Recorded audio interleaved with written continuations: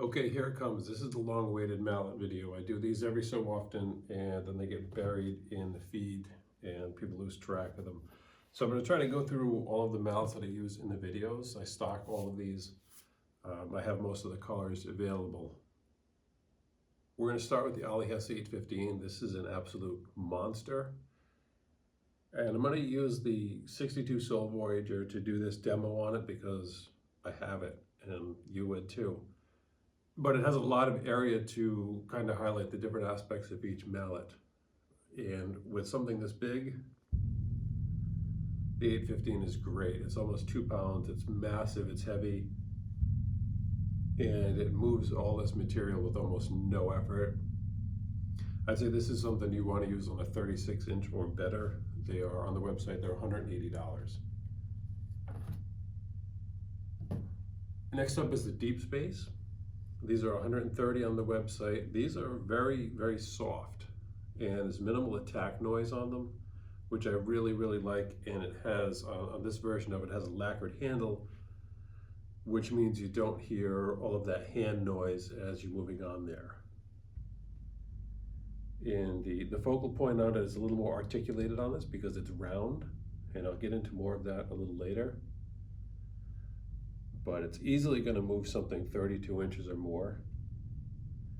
And because of its really direct articulation, it sets something like this ablaze pretty easy. It can be used softly, and you can also be a little bit more assertive with it.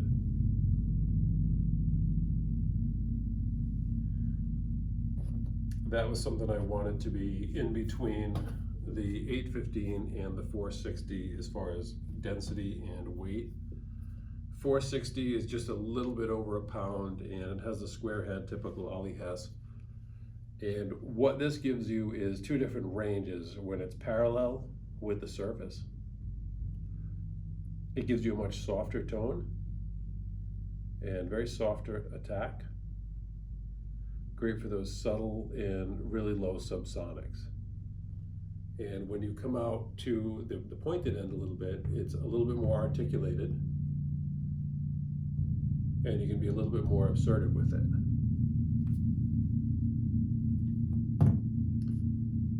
And next up is what I call the Paul Ford Gong bat. These are the really nice, very, very soft head, kind of a ellipsoid shape on it. It's not round, it's not flat, and it has a very little minimal noise on it. I had these made with a longer handle. I prefer longer handles for my play. I don't want to feel like a T-Rex. And this has a nice mass to it. I haven't weighed it, but it's just a little bit less than the 460, I believe.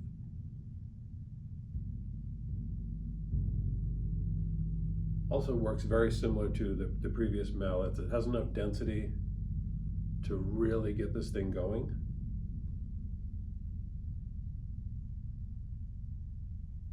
So you might not hear a big difference between them. Some of it comes down to the handle style is the biggest difference. And I'm trying to kind of go by size on these and weight. This is the Ollie Hess M355. This is the universal. This is my go-to when anyone wants to buy a gong or try out a gong. This is what I have in the shop. Very predictable, a nice medium weight to it. And again, you have the flat and you have the corner to use on this. And this you can use all the way down to maybe a 24.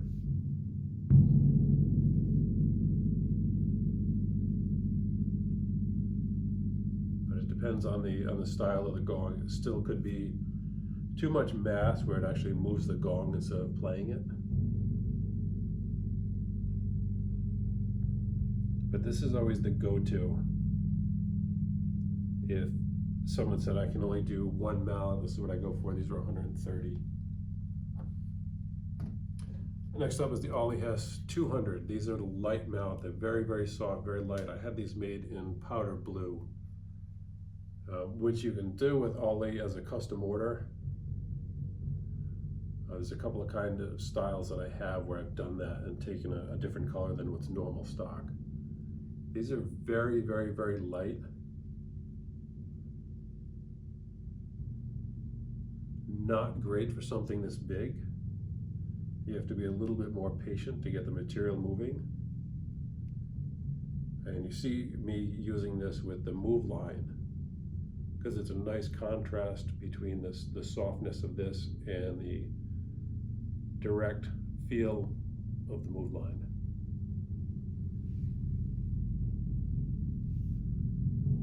And these are 120, I believe. I could be making that up.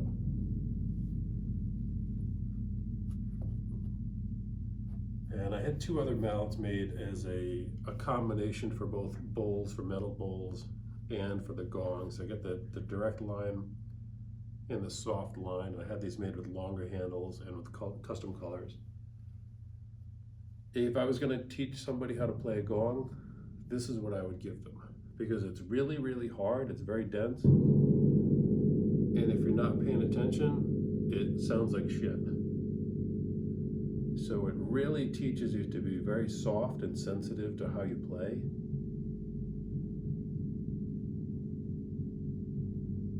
And if you can make a gong sound good with this, you can do pretty much anything.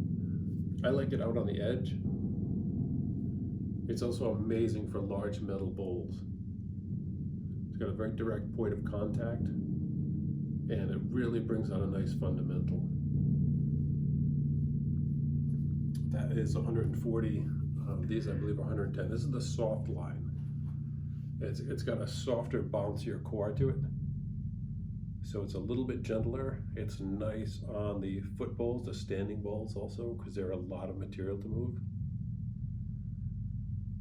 And again, this would be a great, great teaching tool, because you have to be very, very soft so you don't hear the bonk, you don't hear the attack.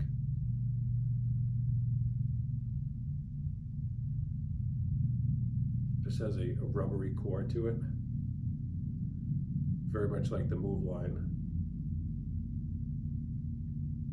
And you can see, because of its articulation, it's very good at getting this going very fast. But you have to be patient not to overdrive it.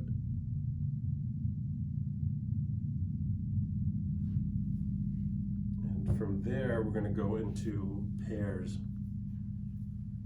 And the next few I only sell in pairs. These are the S186. These are the long-handled version. Again, the 174s were too small. I didn't like them. They didn't sell very well. So I just stick with the 186. These are 170 a pair. They are really, really nice for rolling, for a heavy roll, especially on a larger gong. You can bring them up soft, or you can be more direct with them. And the same principle applies. When it's parallel to the surface of the gong, it's going to be softer and gentler sounding. And the sound will feel like it's coming out of nowhere. If you've noticed how I play, that's how I want it to be. I don't want you to hear the mallet. I don't want to hear the metal. I just want to hear the sound. This is great. I just got a box of these in, so I have almost all the colors in stock. Next up, we have the Paul Ford truffula rollers, I call them, because if you ever read Dr. Seuss and you know about the truffula trees, that's what these remind me of. These are 120 a pair. They're really, really small. For someone like me, it's a little bit harder to use these. I feel like I'm holding a little cigarette or something. But again, they're a great teaching tool. And if you're of smaller stature, these might be great for you. They're soft, they can easily drive this whole thing. And because the shaft is so thin, you get a little bit of feedback on it, which will tell you if you're hitting too hard, but it's a little bit more forgiving.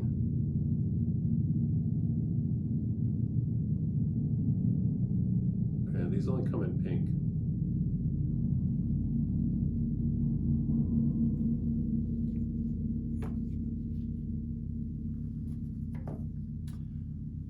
These are my newest addition. These are the deep space rollers. They need to be lacquered in the handle because they're a little loud sounding for me. And I haven't had a chance to do that, but they're very, very, very soft. And you really have to be patient, especially on a smaller gong, because the attack is so diminished and so buffered, it takes a while to get the energy into the membrane. But when you do, it's very rewarding because you don't hear any of the attack.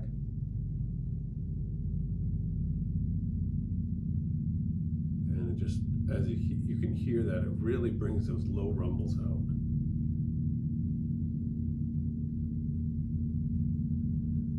And these are a great value at 75 bucks a pair. Because of their softness, you have to be a little bit careful on what you choose to play them on.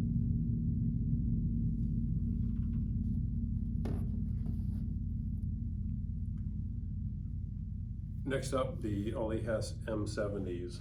These are great. They're a little bit hard, and the handle is a little stiff, which is okay. Again, it really forces you to focus on your technique, which I can't stress enough how important that is. And the same thing applies with these. You get the flat side and then you have the corner. And you can hear there's a little bit more of a direct attack with these. These are 115 a pair. I do love the long handle, and I love the fact that it's tapered at the end.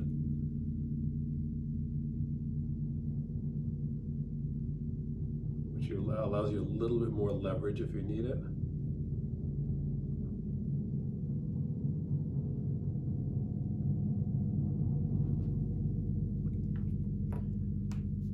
And then finally, one of my favorites is the Move line. I have a couple of different sizes, but I'm going to bring that down to just one, because for the most part they seem to sound pretty much the same. And these are also a nice universal mallet for some of the singing bowls, like 7 inches or bigger. And they have a flexible shaft that gives you a lot of feedback, but it also allows you to roll one-handed. I know there's a lot of drummers out there who like the two-handed action, but for someone like me that doesn't have that skill set, this can really aid in that process. And it's a rubber core, so it can be articulated fairly assertively, and you can really direct where you want the energy to go. And again, you'll see me using this a lot out here on the edge, because it really activates the whole thing. And it's a nice companion, like I said earlier, with the softness of this, the 200.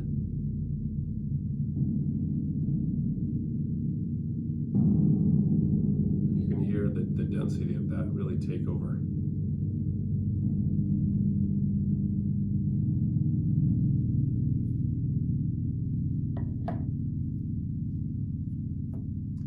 So that's where we're at. If you have questions, you want to reach out, send me an email, leave me a message, comment, something like that. Thanks for checking it out.